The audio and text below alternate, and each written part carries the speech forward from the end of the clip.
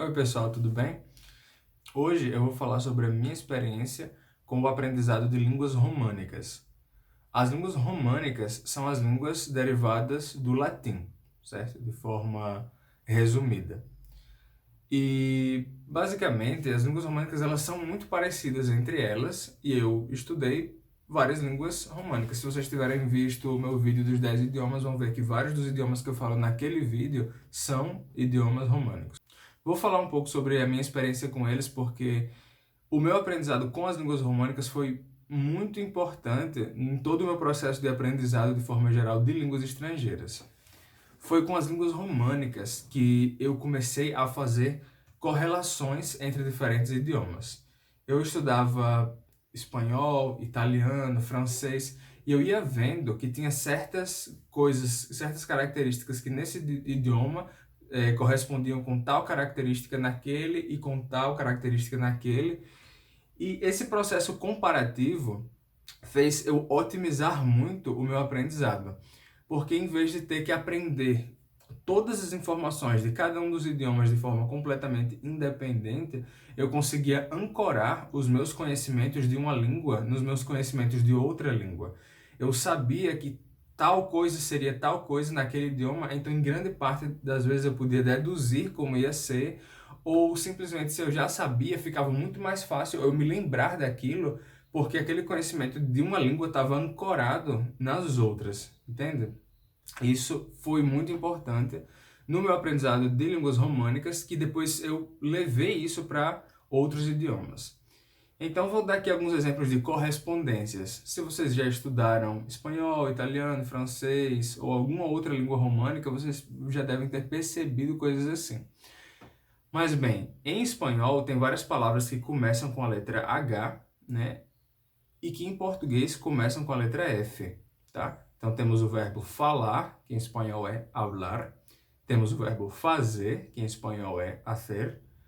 Eh, Temos o ferro, que em espanhol é hierro, com H. E por aí vai, certo?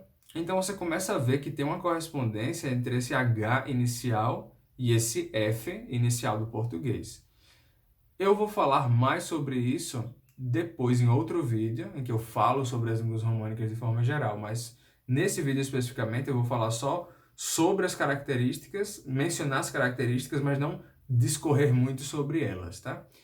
Aí, já em francês, em italiano, em galego, em valenciano, occitano, isso não vai acontecer. O F não desaparece, é uma característica típica do espanhol, tá? O F some e deixa lá um H no lugar dele, simplesmente. A gente também pode ver que em outras línguas românicas existem uns ditongos, onde em português não tem, né? Você tem em português bom, mas em espanhol, bueno, em italiano, buono, e nesse caso o francês não tem ditongo. Bom, em outros casos, o, o português não tem, né? Flor, nem o espanhol, flor, nem o italiano, fiore. Nesse caso, o L do italiano vira um I. Em vez de flore, temos fiore. Outra característica interessante que a gente vai ver depois em outro vídeo. E em francês, fleur, F-L-E-U-R. Hoje em dia, esse E-U não se pronuncia mais como um ditongo, ele se pronuncia como E, então fleur. Mas ele originalmente era um ditongo. Então, vocês, né, vão vendo que termina tendo certas correspondências de uma língua com as outras, dessas mudanças de som. E no meu aprendizado de línguas românicas, eu fui percebendo essas características e eu fui ancorando os conhecimentos de uma língua na outra para saber o que correspondia com o quê. Isso me deu uma capacidade de aprendizado muito mais rápida, porque em grande parte das vezes eu podia deduzir as palavras ou então eu podia lembrar com mais rapidez das palavras que eu tinha visto antes. Então, uma característica do italiano é que em italiano, quando a gente tem em latim duas consoantes oclusivas, vou falar sobre isso depois, lado a lado, como na palavra nocte, né, para noite, que em latim era nox no nominativo e noctem no acusativo, mas vamos ver depois isso. Em italiano temos notte, N-O-T-T-E. T-T-E. Notte. Notte. Certo? Não é notte, é notte. Duas consoantes iguais em italiano têm mais duração do que uma só. Então, N-O-T-E, notte, é o plural da palavra nota. Notte. Mas notte é noite. Já em português, quando você tem essa combinação, nesse caso CT, o C vira I. Então, noite. Em espanhol, vai virar che, noche, certo? Então, essas características você vai vendo elas cada vez de forma mais recorrente e você meio que deduz já o que é que você vai encontrar na outra língua. Então, esse processo de você entender o que está estudando e ancorar os conhecimentos uns nos outros, fazer com que o seu aprendizado seja significativo, ou seja, que tenha um significado para você, porque está encaixado em outros conhecimentos prévios, é muito bom.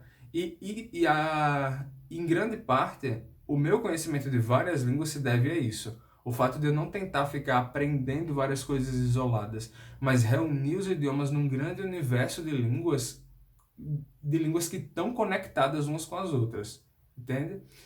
Então, essa é a minha experiência com línguas românicas, depois posso falar mais sobre isso no futuro, mas você pode encaixar bem os conhecimentos. As pessoas dizem, Estevão, e você falando aí tantas línguas, você não mistura todas?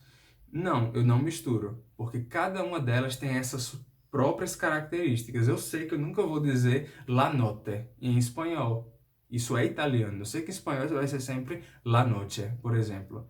Eu sei o que esperar de cada língua. Então, eu sei o que não vai cair nessa daqui. Eu sei o que não vai aparecer dessa nessa. Porque cada um tem as suas próprias estruturas, tem as suas próprias características e eu separo. Isso é dessa, isso é dessa. Se eu só estivesse aprendendo um monte de palavras, um monte de frases, sim, eu poderia misturar. Mas se eu estou entendendo mesmo o que eu estou estudando, então não tem como misturar, porque cada uma é independente. Elas não têm como se misturar, porque tem características muito próprias, e eu deixo lá cada uma na sua própria caixa, entende? E eu conecto umas com as outras quando eu preciso, mas elas não ficam misturadas. E bem, todo mundo pode fazer isso não é exclusivo meu. Vocês podem fazer, vocês podem começar a conectar, ver o que é dessa língua e o que é daquela, e assim vocês podem aprender mais de uma língua parecida, sem misturar e ajudando uma a ancorar o conhecimento da outra, certo? Então, esse é o meu vídeo de experiência com as línguas românicas. Depois eu vou falar mais sobre línguas românicas, entrar mais nas características de cada uma. Bem, então esse era o vídeo de hoje, certo? Então, obrigado, até mais.